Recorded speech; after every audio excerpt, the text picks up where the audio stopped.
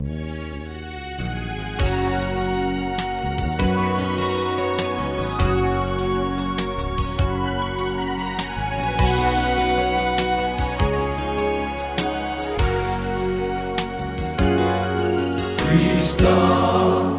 katana lube Tam lai nun kong chu châu wa Ko vel hi boy na chum si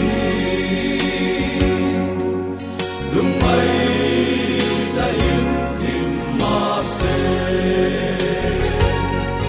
Krista try to enjoy Can vel hi ati entry Kong bo chang le bei dong te Chắc na tar min te tri Krista katana lube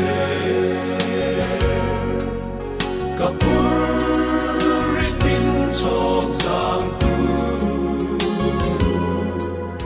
ko vel hi kong bum bo le chung le trong in khắp ma se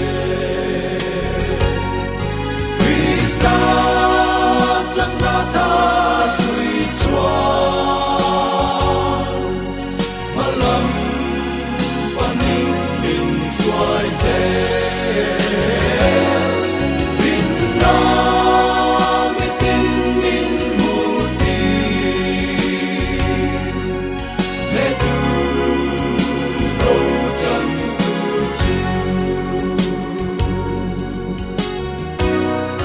Krista katana lube kapurit min chok sang tu ko vel hi kong bum bo le chung le trong in khắp ma se